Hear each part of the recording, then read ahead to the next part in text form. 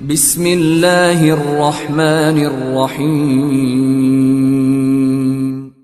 In the name of Allah, the Beneficent, the Merciful. दुरूद पाक पढ़िए। अल्लाहुम्मा सल्ली अला सय्यिदिना शफीअना हबीबना नबियना मौलाना मुहम्मदिन बारिक व सल्लिम सल्लल्लाहु अलैहि वसल्लम व सलाम दाइमन अलैका रसूलुल्लाह सल्लल्लाहु तआला अलैहि वसल्लम। आखिरी हदीस आपके समातों के हवाले करके मैं गुजर जाऊंगा। मन कराल कुरान, ये तो कैद उसके लिए था जो एक आलिम थे। ये कैद उसके लिए था जो एक हाफिज साहब, एक हाफिज कुरान थे। खैरुकुम मन तअल्लमल कुरान, तुम में से बेहतर शख्स वो जिसने कुरान को सिखाने वाला बना। अब मुतलक कुरान पाक को सीखने वाले की मैं बयान कर रहा हूँ। यहाँ में मुतलक कहा गया है, इसमें कैद नहीं लगाया गया। मन कराल कुरान बिमा मिला फी उलबिसा वालिदहु ताजन यौमल क़ियामा ज़ू अहसन मिन ज़ू शम्स। अब जिस माँ बाप ने अपने बच्चे को सजाया संवारा, तालीम कुरान के लिए शौक पैदा कराया और वहां तक उसको जाने के लिए तैयार किया, तो पढ़ने वाला तो मुनव्वर होगा ही होगा। जिसने उसको तैयार किया, उस पढ़ने वाले के इजाज़त के बदले में, उसके बदले में उसे क्या मिलेगा, उसे क्या इनाम होगा। तो मन करल कुरान, जिसने कुरान को पढ़ा, बिमा अमिला फी, फिर उस पर उसने अमल किया, वालिदहु ताजल यौमल क़ियामा, जिस माँ बाप ने अपने बच्चे को कुरान पाक पढ़ने के लिए तैयार किया, बरोज़े क़यामत उसके माँ बाप को ऐसा ताज पहनाया जाएगा। उलबिसा वालिदहु ताजल यौमल क़ियामा, ऐसा ताज पहनाया जाएगा जिसकी रोशनी सूरज की रोशनी से भी ज्यादा खूबसूरत होगी। ज़ू अहसन मिन ज़ू शम्स, ज़ू कहते हैं रोशनी को, अहसन कहते हैं बहुत ज्यादा खूबसूरत हो। तो उसकी रोशनी सूरज की रोशनी से भी ज्यादा खूबसूरत होगी। अब आप बताइए कि अपने बच्चों को कुरान पाक सीखने के लिए कौन तैयार करता है? आज की इस दौर में हज़रत चिल्ला के थक जाते हैं। कोई बच्चा यहाँ पर आने के लिए तैयार नहीं। ये बच्चे की बात नहीं करूँगा, मैं तो ये कहूँगा कि जितने भी लोग हैं, अगर हकीकत में देखा जाए, हाफिज साहब यहाँ हैं, कुरान अगर एक पेज अगर सुनाते सही ढंग से, बच्चे की तो बात अलग है, बड़ों की बात कर रहा मैं, जो पढ़ रहे हैं और जिस तरह के कुरान मजीद पढ़ना चाहिए। शर्त क्या रखा है? आप एक चीज है, कोई भी चीज के लिए एक शर्त आप रखिए, जब तक शर्त नहीं पाया जाएगा मशरूत नहीं होगा। जब तक गिलास है पानी उसमें रहेगा, गिलास नहीं तो पानी नहीं आएगा। जब तक मटका है तो पानी उसमें रहेगा, मटका अगर फूट गया तो उसमें पानी नहीं रहेगा। शर्त उसके लिए जरूरी है।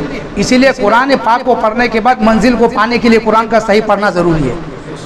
जितने लोग, अब बताइए कि सूरह फातिहा पढ़ते हैं और बाकी बहुत सारे हिंदी में याद कर लिए कुरान पाक को, पढ़ने के बाद कोई भी आदमी किसी आलिम के पास जाकर ये सुनाया कि हजरत मैं ये पढ़ रहा हूँ, क्या सही पढ़ रहा हूँ या गलत पढ़ रहा हूँ? बस वो पढ़ रहा है और पढ़ते पढ़ते रह गया। मैदान महशर में खोल के देखे, क्या देख रहे हैं कि जितने हमने इबादत की वो इबादत कबूल ही नहीं हुई। क्यों? शर्त जो था वो शर्त पाया नहीं गया। जिस तरीके से कुरान पढ़ना चाहिए था, जिस तरह से कुरान को सीखना चाहिए था, वो अपने तरीके से उसने सीखा, शर्त के मुताबिक उसने कुरान को नहीं सीखा। और जब उस कुरान को पढ़ने के बाद नमाज तो अदा किया है, जब कुरान ही दुरुस्त ना था तो नमाज बगैर कुरान की हो सकती? नमाज जब पढ़ोगे तो पहली शर्त क्या है? कुरान को पढ़ना। अब कुरान अगर दुरुस्त ना हो, सही ना हो, तो क्या नमाज आपकी दुरुस्त हो जाएगी? तो क्या करना पड़ेगा? सबसे पहले कुरान पाक को दुरुस्त करना पड़ेगा, सही करना पड़ेगा। हम क्या करते हैं मालूम है? अरे हमारी उम्र 35 साल हो गई है, आलिम साहब के पास अगर जाऊंगा तो अब क्या, आलिम साहब मेरे चेहरे की तरफ नजर डालेंगे, फिर पूछेंगे इतना दिन तक क्या कर रहा था, अब तू आया मेरे पास, इतने दिन जो तूने नमाज पढ़ा वो क्या, इतने दिन जो तूने कुरान पढ़ा वो क्या? शर्म का मारे वो जा नहीं रहा है, वो गुनाह उसकी कम हो नहीं रही। बस मैं कहता हूं कि शर्म सीखने के लिए क्या शर्म है? अल्लाह के रसूल सल्लल्लाहु अलैहि वसल्लम की बारगाह में जब सहाबा इकराम का दौर होता, बहुत दूर दूर तक लोग जब आलिम नहीं होते थे, 3-3 माह 4-4 महीना तक सफर करके कुरान पाक को सीखने के लिए जाया करते थे। अपने पूरे साजो सामान के साथ खाने पीने का सारा सामान बांध कर 3-3 दिन 4-4 दिन तक महीने तक आते थे और 1 हफ्ता तो वो सीख लेते थे और उसको रिपीट करते रहते थे। आने के बाद जब तक मुकम्मल याद हो जाता फिर वापस आते, वहाँ सुना कर फिर वापस आते थे। बताइए वो दिन कैसा था। वो मुअज़्ज़ज़ थे ज़माने में मुसलमान होकर। मैं पहले ही कहा था शेर को अपने ज़हन में रखेगा। वो मुअज़्ज़ज़ थे ज़माने में मुसलमान होकर हम खार हो गए, तारीख़ कुरान हो गए। आज हमारे घर घर में आलिम है लेकिन फिर भी हमारा कुरान दुरुस्त नहीं होता। आज हमारे घर घर में आलिम है लेकिन फिर भी वो उसके बावजूद हमारा कुरान दुरुस्त नहीं होता। फिर हम एक आस लगा कर जन्नत हमें मिलेगी, जन्नत हमें मिलेगी।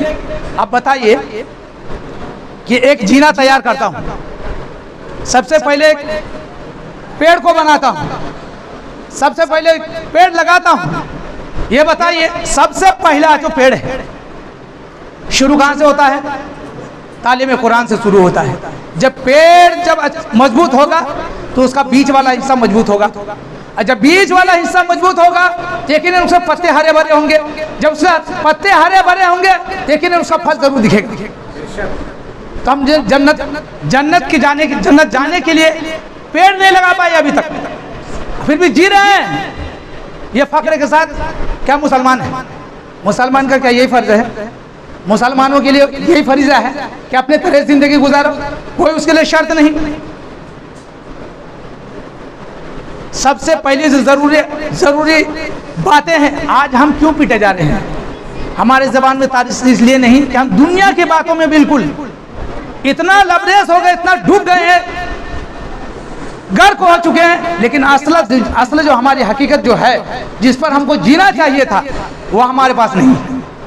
आज हम असली रास्ते से भटक कर दुनियावी चीजों में इस तरह से उलझे हुए हैं और ऐसे मगन में जी रहे हैं कि आखिरत का फिक्र ही नहीं है। फिर हम कहते हैं कि हम हर तरह पीटे जा रहे हैं। अरे पीटे नहीं जाएंगे तो भला जिस रास्ते को हमको चुनने के लिए कहा, उस रास्ते को छोड़कर दूसरे रास्ते पे चल रहे हैं तो धोखा नहीं खाएंगे? शैतान पूरी जोर लगा देता है कि हक की तरफ मत जा। मैं उसे सुनकर 3 बजे तक धोखा खाता हूँ, जबकि 3 बजे तक मुझे रात जाकर खुदा की इबादत करना चाहिए था। वहां मैं गुनाह कमा रहा हूँ रमजान के महीने में भी। अब लानत किसके ऊपर होगी? हम पे नहीं होगी तो किसी और पे होगी। उसको फायदा मिल रहा है, हम घाटे पे जा रहे हैं। किसलिए? इसलिए कि हमारा असल मकसद जो था वो फौत हो चुका। हमारा असल मंजिल जो था वो हम छोड़ रहे हैं। मंजिल की तरफ हमको आना चाहिए था।